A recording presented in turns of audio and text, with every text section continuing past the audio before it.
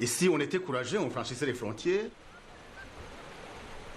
Ceux qui restent trouvent d'autres moyens de résister à la pression coloniale.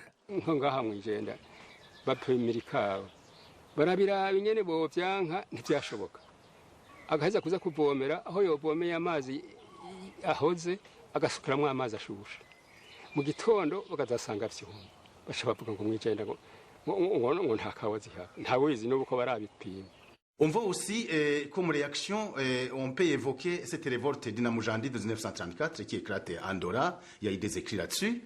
Où cette vieille femme, bien sûr, exacerbée par cette mobilisation de la population, va s'entourer par une dizaine de gens et une quarantaine autour de la forêt et vont déclencher une révolte qui va mettre, disons, 2 ou 3 semaines à être matée par la colonisation belge. Dans cette révolte, le chef ganois Pierre Baranyanka, qui siège au Conseil du Royaume, soutient la tutelle et envoie ses guerriers pour aider à mater la rébellion.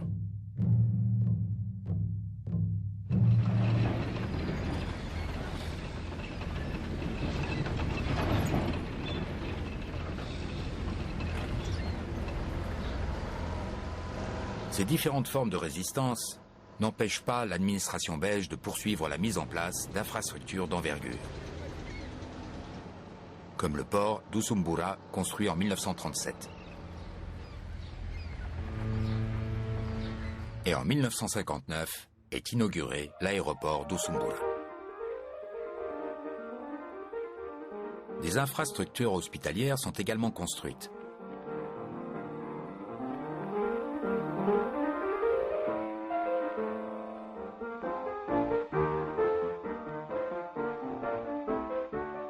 L'action médicale de la Belgique permet dès 1930 de lutter contre certaines maladies épidémiques comme la maladie du sommeil ou le typhus chronique dans la plaine de Limbo et de la Ruzizi située à l'ouest du pays.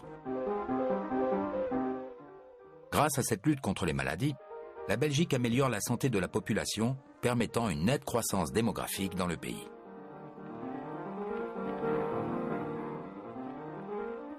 La ville d'Usumbura s'agrandit et se structure. Elle est organisée en quartiers où vivent réparties les différentes classes de la population. L'avion découvre une ville moderne.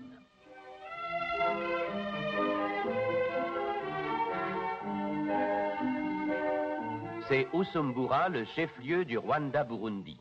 Capitale administrative, cité commerciale et industrielle, important port lacustre, voilà 70 ans à peine, son site désert servait de repère occasionnel à une poignée de forbans arabes trafiquant d'esclaves.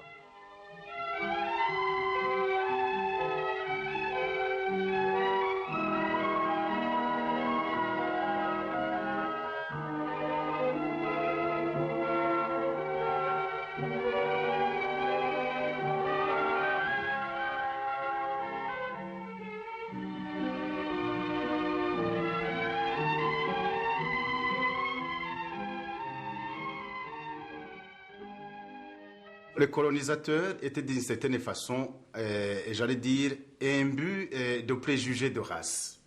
Cette hiérarchisation des races a fait que finalement il y ait aussi hiérarchisation de l'occupation des lieux. Vous allez voir qu'il y avait ce qu'on appelait les centres extra-coutumiers, qui n'étaient pas ouverts aux Africains.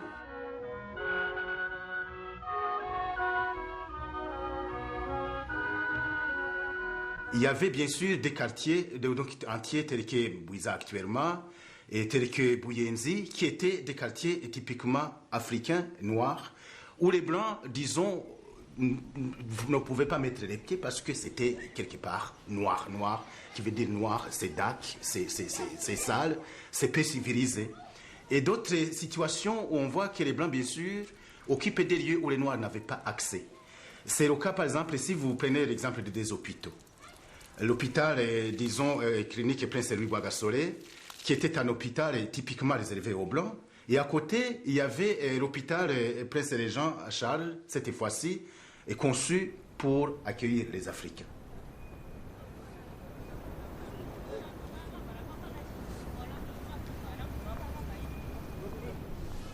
Cette situation change un peu.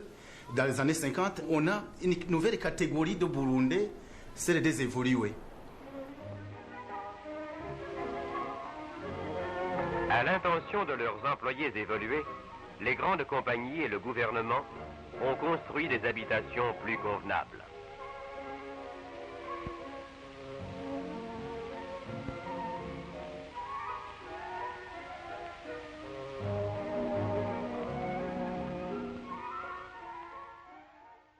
Ce sont des gens qui, de par les connaissances et l'ivresse que les connaissances scientifiques, peuvent accéder aux avantages dévolus aux Européens.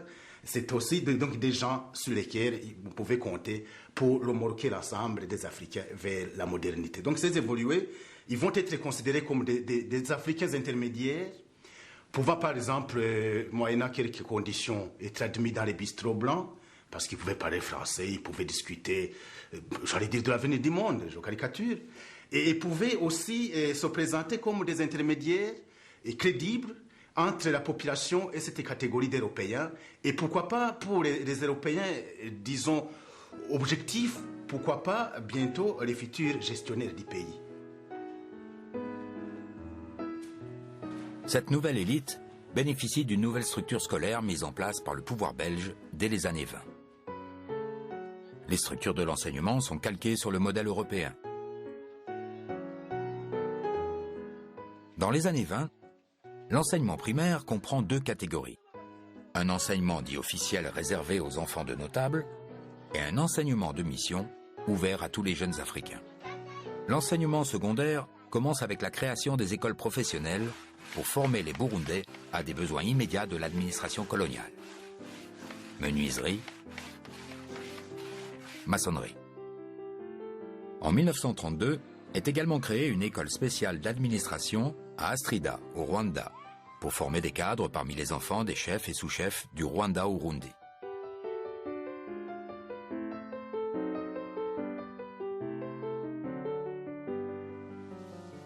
En 1955 est ouvert à Usumbura le Collège interracial du Saint-Esprit. Le premier collège qui mélange les blancs et les noirs de la région congo-belge.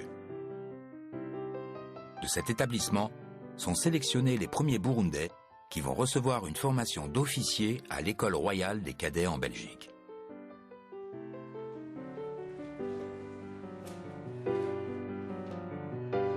En 1960, pour suivre des études universitaires, les jeunes Burundais doivent se former à l'université de Lovanium, au Congo, où ils sont orientés principalement en droit et en économie.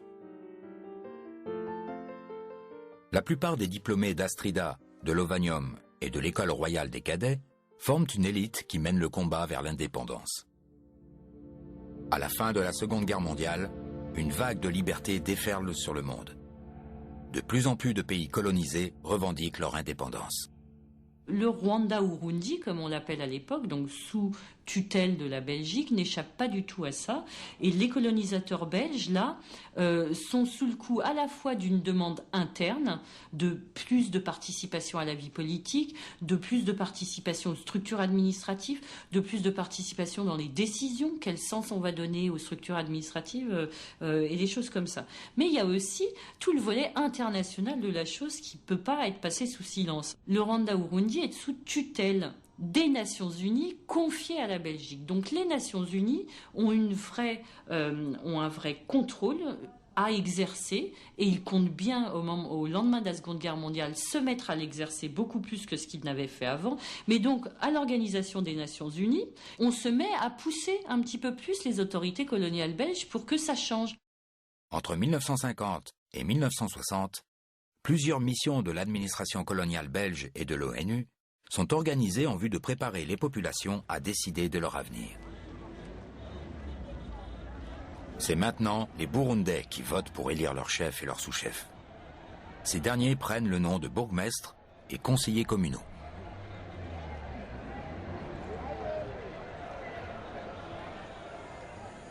En 1961, sont organisées les premières élections législatives. Elles se déroulent dans des conditions reconnues démocratiques par les observateurs de l'ONU présents sur place.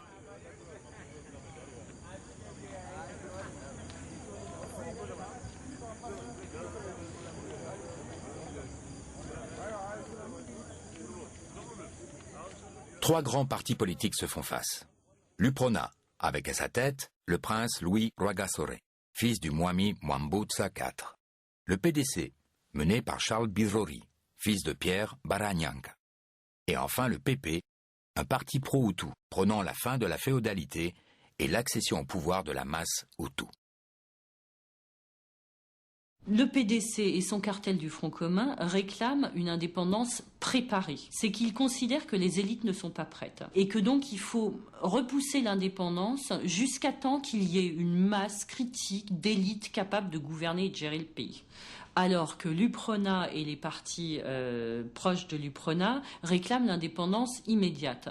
Souvent, on dit que les partis du Front commun sont proches de la tutelle et les partis proches de l'UPRONA opposés à la colonisation. Pour cette partie-là, c'est effectif. Vraiment, l'UPRONA et tous les partis proches sont des partis dits nationalistes, veulent l'indépendance le plus rapidement possible.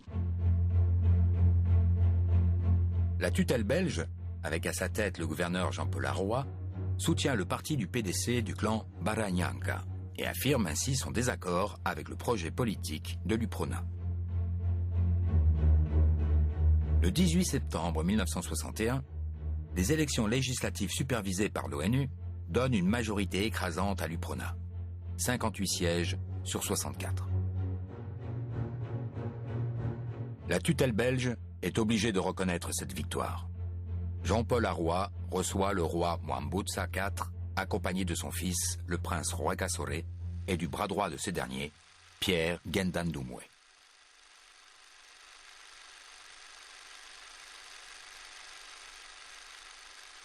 Le Burundi devient une monarchie constitutionnelle. Le prince est appelé à former le premier gouvernement. Rwagasore a pour mission de conduire le pays à l'indépendance. Il déclare « Nous sommes devenus des enfants libres et adultes, mais nous suivrons la tradition de notre peuple, qui veut que les enfants restent respectueux et témoignent de l'affection. Vous nous jugerez à nos actes, et votre satisfaction sera notre fierté. » Monsieur le Premier ministre, quand le Burundi deviendra-t-il indépendant? À quelle date demanderez-vous l'indépendance aux Nations Unies?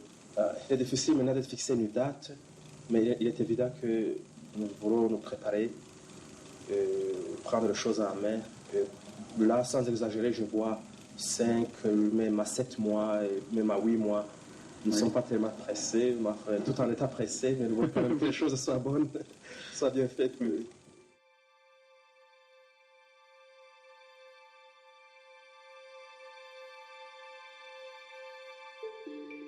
Quelques semaines plus tard, le 13 octobre 1961, à 23h, alors qu'il dîne avec quelques membres de son gouvernement sur la terrasse du restaurant Tanganyika, le prince Rwagasore tombe sous les balles d'un tueur à gages d'origine grecque, Kajorgis.